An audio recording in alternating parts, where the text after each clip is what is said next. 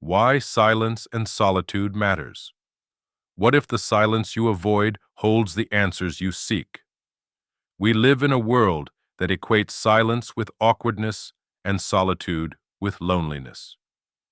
Every moment, we are bombarded by sounds, traffic, conversations, notifications, endless entertainment. We fill every gap with noise, afraid of what we might hear in the quiet.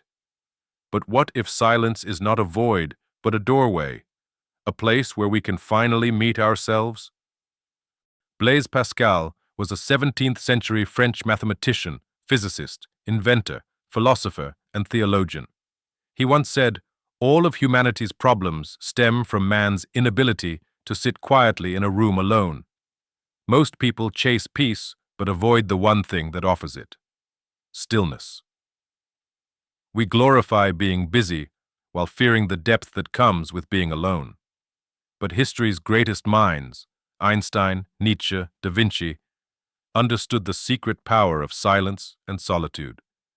They weren't running from life, they were stepping into it more fully. If you've ever felt restless in silence, stay with me, because by the end of this, you might just start craving it. What is silence? It's more than just the absence of noise. Have you ever been in a room so quiet that you could hear your own heartbeat? At first, it feels unnatural, even bizarre. We're so used to external noise that deep silence feels foreign. But what if that space is exactly where we're supposed to be? Silence isn't just the absence of sound, it's the presence of something deeper. It's the space where thoughts settle, emotions rise, and clarity emerges. It's the moment between notes in a melody, the stillness that gives music its meaning. Yet, despite its benefits, we resist it. The moment we find ourselves in a quiet room, we instinctively reach for our phones, turn on the TV, or put in our earbuds. Why? Because silence forces us to face ourselves. And for many, that's uncomfortable. Self-awareness and inner truths. In silence, the mind slows down, allowing suppressed thoughts and emotions to surface. Without the constant noise of conversations, media, or external stimuli, we begin to hear our own inner voice more clearly. We may uncover hidden fears, unresolved regrets, or long-forgotten dreams. This self-awareness is the foundation of personal growth, knowing who we are, what we truly desire, and what holds us back. Heightened perception of the world. Silence sharpens our senses. Without the distraction of noise, we notice subtleties we usually overlook: the rustling of leaves, the distant call of a bird, or the rhythm of our own breath. This heightened awareness connects us to the present moment, a state known as mindfulness. Studies in environmental psychology suggest that exposure to quiet natural settings reduces stress and improves cognitive function.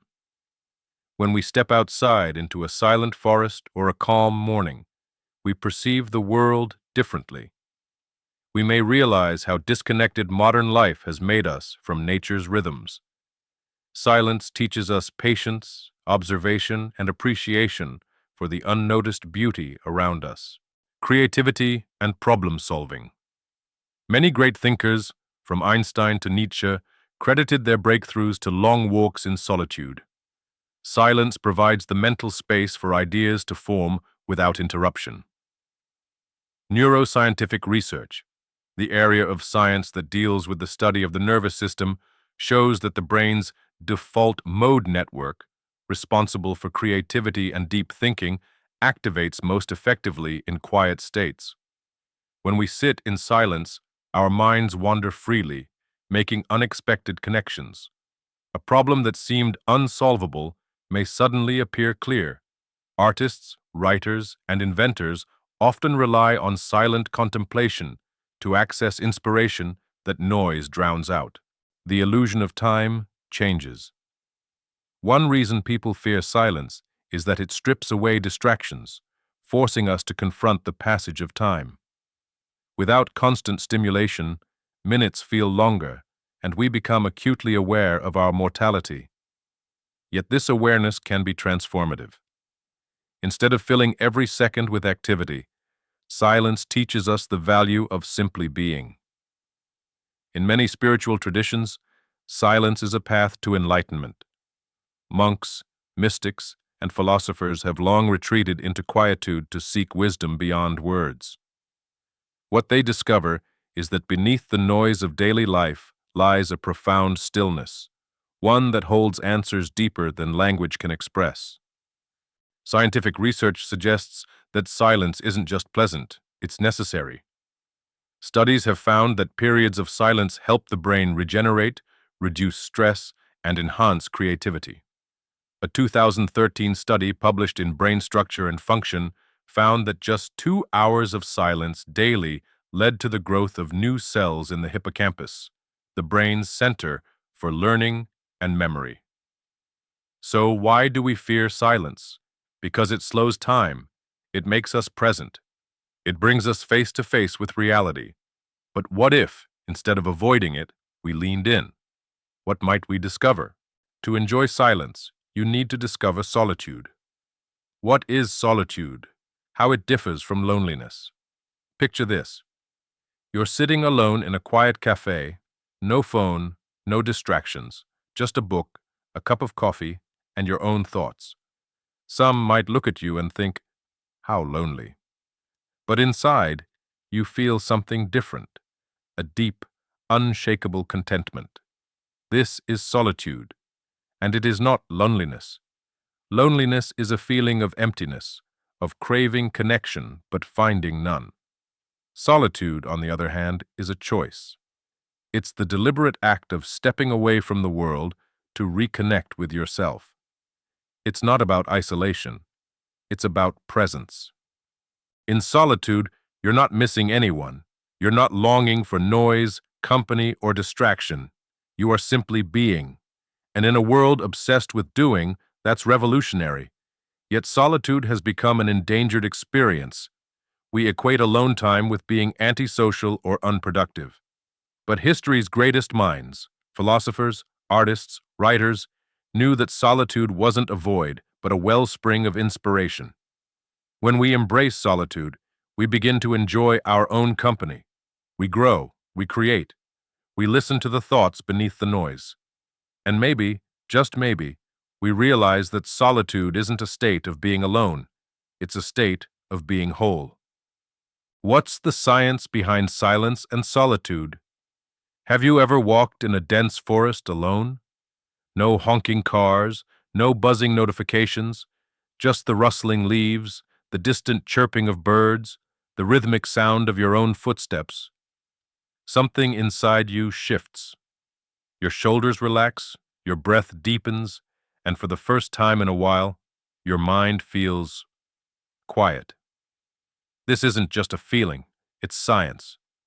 Silence and solitude don't just bring peace, they rewire our brains.